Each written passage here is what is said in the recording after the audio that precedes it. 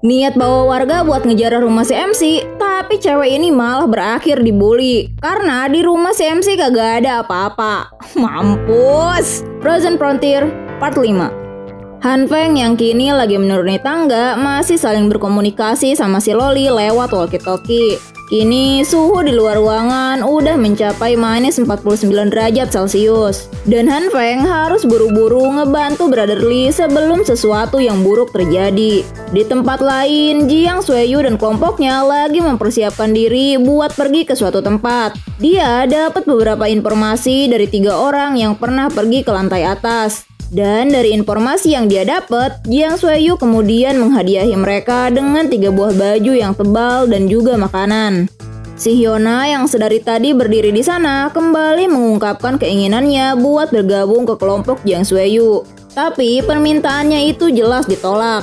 Bahkan Jiang dengan tegas bilang kalau dia nggak percaya pada Hyuna. Dan perjalanan ke lantai atas ini dikarenakan Paman Liu yang sebelumnya pernah ngeliat seseorang yang memindahkan banyak suplai makanan. Jiang kemudian ngajak semua orang yang ada di sana untuk segera bergerak. Jiang juga bilang dengan semua informasi yang dikasih Hyuna, dia harap itu semua benar.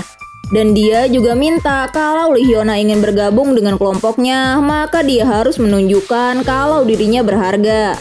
Lee Hyuna kemudian dikasih sebuah senjata dan dengan percaya diri dia mengiyakan kata-kata Jiang sebelumnya. Dan perjalanan ke tempat Han Feng pun dimulai. Beberapa lantai telah mereka lewati, tapi saat menaiki tangga kesekian kalinya, mereka menemukan seseorang yang terbaring di atas anak tangga. Dan ternyata itu adalah Li Zili.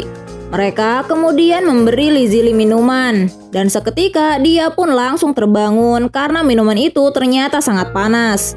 Li Zili sangat kaget ketika tahu kalau yang menolongnya adalah kelompok yang diketuai Jiang Xueyu. Dia bahkan berdecak kesal, sampai salah satu dari mereka langsung memarahinya, yang bahkan gak bilang makasih ke Jiang Xueyu. Aku gak akan pernah berterima kasih kepada seorang pencuri sepertinya, dan berhentilah berpura-pura seperti pahlawan. Ngedenger itu, si Jin langsung emosi. Tapi untungnya masih ditahan oleh Jiang. Dengan ketenangannya, Jiang kembali mengajak Li Zili untuk bekerja sama supaya bisa selamat dari musibah ini. Tapi Li Zili masih teguh sama pendiriannya. Si Jin yang emosi kembali memaki Zili. Kalau aku tidak mau, apa kalian akan memaksaku?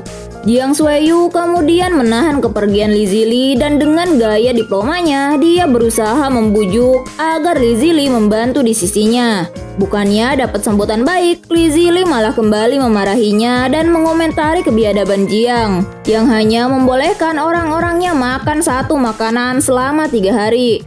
Sementara itu, Han Feng yang sedari tadi menguping terlihat kaget dengan apa yang dia dengar. Satu makanan selama 3 hari. Itu menandakan kalau Jiang Xueyu tidak peduli sama bawahannya. Jin yang emosinya udah melewati batas langsung menarik kerah Li Zili dan menyuruhnya segera pergi jika tidak ingin bergabung bersama mereka. Tapi bukannya takut, si Brother Lee malah menghantamkan kepalanya ke arah Jin. Melihat kejadian itu, si Jiang langsung ngasih kode untuk mengepung Li Zili. Di tengah pengepungan itu, Li Zili masih mengepalkan tangannya dan menantang mereka untuk maju terlebih dahulu. Han Feng yang ngeliat brothernya terpojok udah nggak bisa berdiam diri lagi. Meski ini terlalu beresiko, tapi dia nggak bisa ngebiarin orang yang selalu menolongnya itu mati. Dan di saat Li Zili terpojok, tiba-tiba terdengar sebuah tembakan yang langsung ngebuat mereka ketakutan. Saat mereka mencari sumber dari suara itu, Han Feng langsung menuruni tangga sembari mengarahkan senjatanya ke arah mereka. Li Zili yang lihat itu kemudian mempertanyakan hal yang udah dilakuin Han Feng. Sementara orang-orang di hadapannya masih berdiri ketakutan. Dan di balik mereka semua terlihat Lee Hyuna yang merasa heran sama Han Feng yang kini memiliki senjata. Han Feng kemudian ngasih kunci rumahnya dan nyuruh Li Zili buat segera bergegas. Sementara dia bakal menghadang mereka semua. Ngelihat mereka yang sedang ngerencanain sesuatu, Han Feng kembali menembakkan senjatanya dan nyuruh agar semua orang di sana segera menurunkan senjata mereka. Secara perlahan, Han Feng dan Li Zili kembali menaiki tangga dan menjauh dari kelompok Jiang Xueyu. Setelah situasinya kembali aman, Jiang kemudian bertanya tentang seseorang yang sebelumnya memegang senjata. Lee Hyuna yang mengenali Han Feng kemudian angkat bicara dan bilang kalau dia adalah orang yang rumahnya akan kita jarah. Ngedenger itu, si Jin langsung memarahinya karena sebelumnya dia nggak pernah bilang kalau temennya memiliki senjata. Pertengkaran mereka kembali dilerai sama Jiang Sueyu.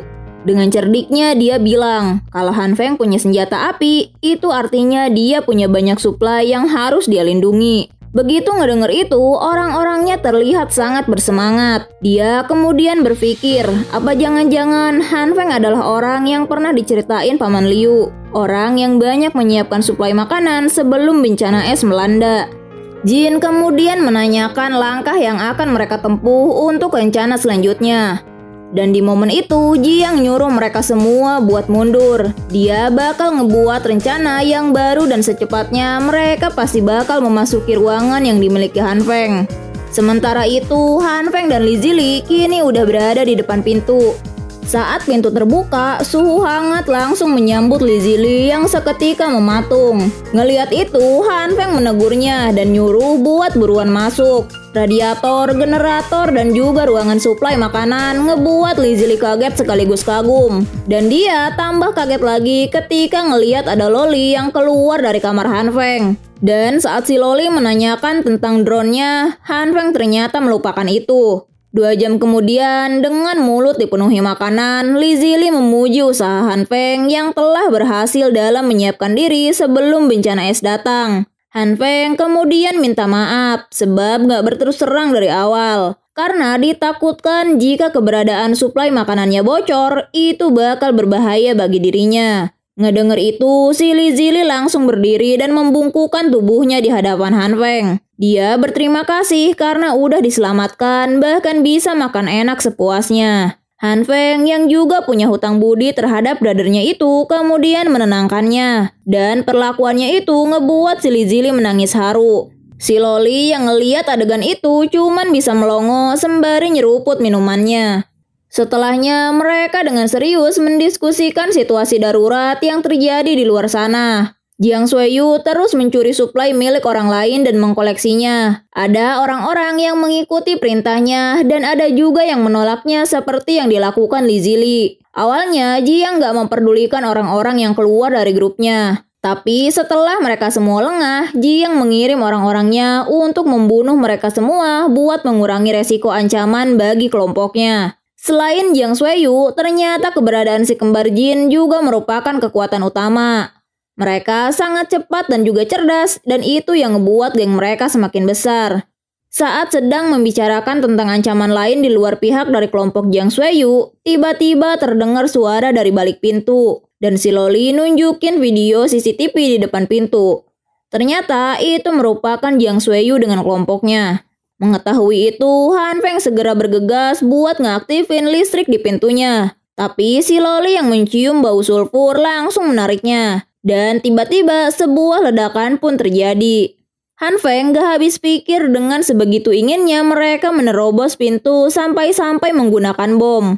Saat Han Feng kembali diperlihatkan video CCTV, dia terlihat kaget. Karena di dalam video itu terlihat si Lee Hyuna yang bersama dengan kelompok Jiang Sueyu. Han Feng kini tahu siapa dalang dibalik semua ini. Tanpa basa-basi, Han Feng langsung mengaktifkan listrik di pintu ruangannya. Dan seseorang dari kelompok Jiang pun langsung menjadi korban. Ngeliat itu, Jiang langsung nyuruh Jin bersaudara buat masang 2 bom sekaligus. Dan tiba-tiba, boom, ledakan kembali terjadi. Tapi pintu itu masih tetap utuh. Bahkan dinding di sekitarnya cuman mengalami retakan kecil. Jiang yang ngeliat itu juga gak habis pikir. Padahal bom yang mereka pakai itu cukup kuat. Dia kemudian nyuruh yang lain buat menambahkan bom lagi sampai pintunya benar-benar hancur. Sementara itu, Han Feng dan Li Zili menimbun banyak barang di depan pintu. Ledakan demi ledakan terus berbunyi, bahkan semakin kencang. Bahkan kali ini, dinding bagian dalam pun mengalami sebuah retakan. Han Feng yang mengetahui kalau nggak lama lagi dindingnya akan runtuh, langsung menyuruh Li Zili buat segera memindahkan barang-barang yang ada di depan. Dan tiba-tiba si Loli langsung menyela mereka dan ngeluarin lubang dimensi dari tangannya. Zili yang baru pertama kali ngelihat itu langsung dibuat shock. Apalagi pas ngelihat semua barang-barang di depannya tersedot masuk ke lubang dimensi. Belum sempat dia bernafas, lagi-lagi dia dibuat kaget sama cahaya ungu yang muncul dari kedua tangan Han Feng. Dengan mengkombinasikan cahaya ungu yang punya kekuatan melunakkan benda dan cahaya hijau yang dapat meregenerasi, Han Feng kembali memperbaiki dinding-dinding yang retak tadi. Li Zili yang melihat itu dibuat terkagum-kagum sekaligus menanyakan apakah kekuatan yang barusan itu adalah sihir atau kekuatan super. Han Feng yang ngedenger itu ngerasa bakalan sulit buat menjelaskannya. Si Loli kemudian memperingati mereka agar segera menunduk. Boom! Lagi-lagi sebuah ledakan terjadi. Dan kini suaranya semakin bertambah kencang. Bahkan dinding yang sebelumnya telah diperbaiki kembali mengalami retakan. Di depan pintu terlihat sebuah bom yang ukurannya sangat besar. Han Feng yang sadar kalau memperbaiki dinding gak bakal menyelesaikan masalah, nyoba buat mengganti rencananya. Kalian berdua harus mendengarkan rencana ini dengan seksama. Dan pada akhirnya, kelompok Jiang Sueyu berhasil membobol rumah Han Feng. Tapi nggak ada siapapun di rumah itu. Juga nggak ada suplai makanan seperti yang Li Hyuna bilang. Cuman ada sekotak biji-bijian. Si kembar Jin bersaudara langsung melabrak Hyuna karena info yang dia kasih nggak sesuai. Beberapa orang nyoba buat ngebuka ruangan di mana Han Feng bersembunyi. Dan tiba-tiba Brother Lee menendang pintu itu. Han Feng juga menodongkan senjatanya, memperingatkan mereka semua untuk segera pergi. Tapi Jiang mengatakan kalau dia mau menuntut keadilan karena Han Feng nyembunyiin suplai makanan dari mereka. Dengan frustasi, Han Feng berteriak, memang siapa yang menyembunyikan suplai makanan? Saat itulah Hyuna bersuara, kalau dia ngelihat sendiri ada hawa panas dan lampu dari ruangan Han Feng. Kalau Han Feng gak mau mati, lebih baik serahkan semuanya. Satu tembakan langsung mengarah ke Li Hyuna. Han Feng kembali mengatakan betapa tidak tahu malunya Hyuna. Kalau Hyuna nggak menipu Han Feng buat tuker makanan sama biji-bijian, dia nggak bakal berada dalam situasi ini.